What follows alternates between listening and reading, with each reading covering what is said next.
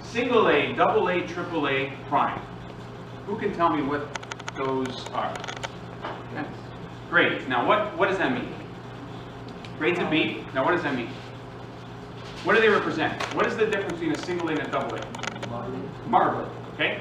The amount of fat, or more specifically the amount of intramuscular fat. It was invented in the 1920s, essentially by the corn industry.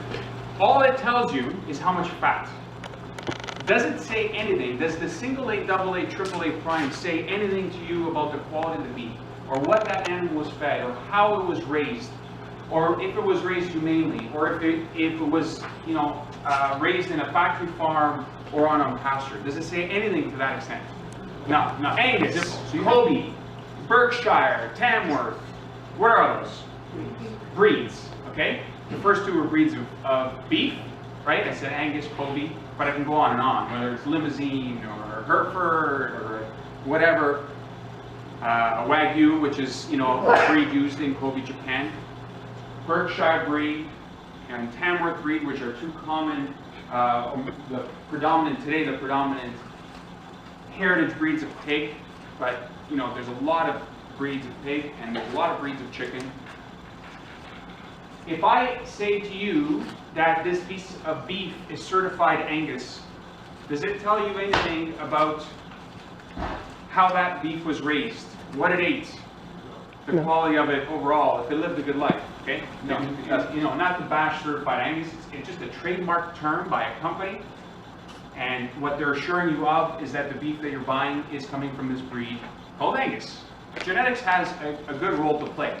But does the fact that it was Wagyu, or the fact that it's Angus, say anything about how it was raised, or what it ate, or if it lived a good life? Absolutely not.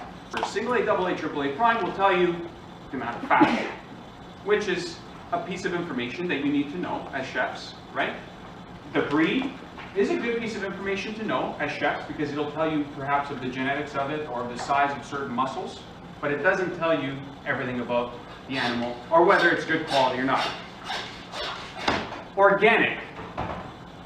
Okay, now when I say organic, we're talking about certified organic. It has what's now a round label. It's actually on that handout called the Canada Organic stamp. Okay, what does that tell you? Does that tell you how the animal lived and what the animal ate? Okay, incorrect.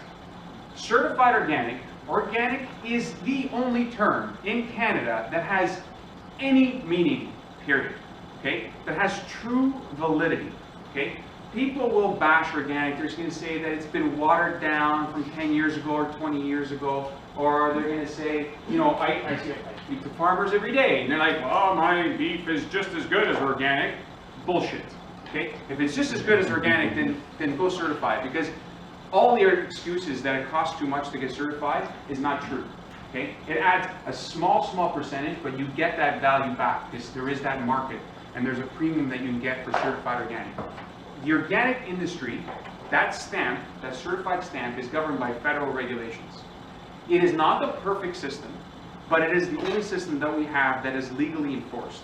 And it means that they must meet the Canadian organic regulations. And there's a link on there, on the handout, or if you go to the actual article, the full article on the web, you can click on the link and get to the actual organic regulations. And it talks about everything. Now, you are right, it talks about the soil, because in order to have a healthy animal, you need healthy soil.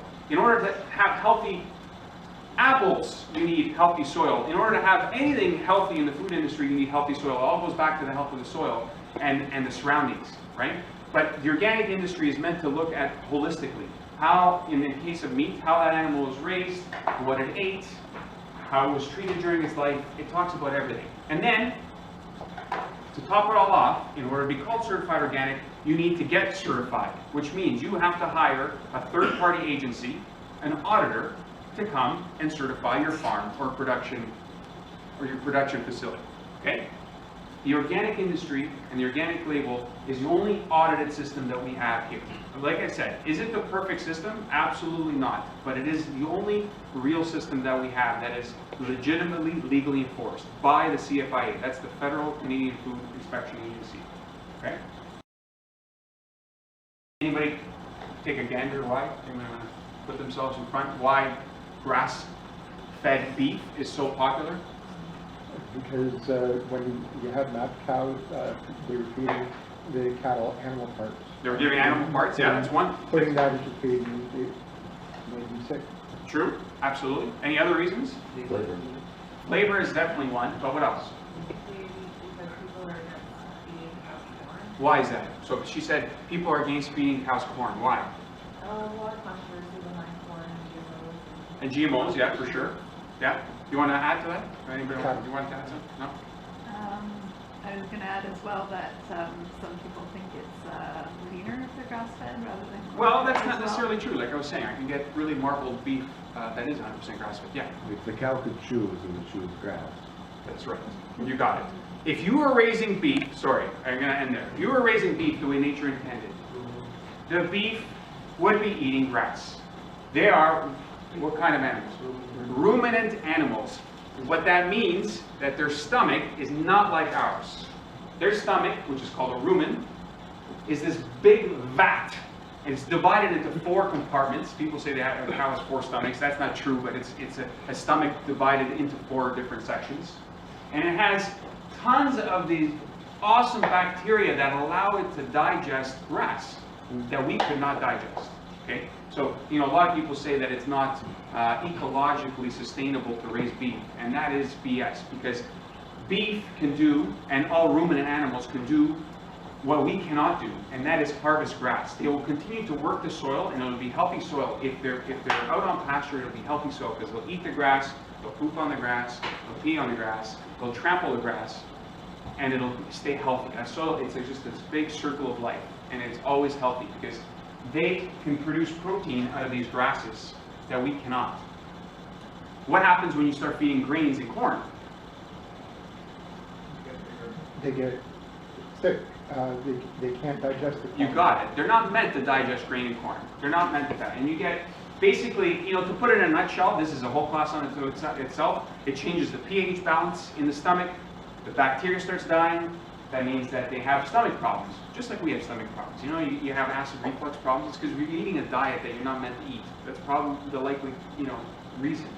But the ultimate end point is that you end up with an unhealthy beef animal. And when you end up with an unhealthy beef animal, that means the meat is not going to be healthy for you to eat. It's as simple as that. It has been proven that 100% grass-fed beef is higher in omega, like the omega-3 to omega-6 ratio is much better, higher in vitamin E, higher in iron content. It's better across the board. Across the board. In fact, a lot of doctors say, oh, stay off of red meat because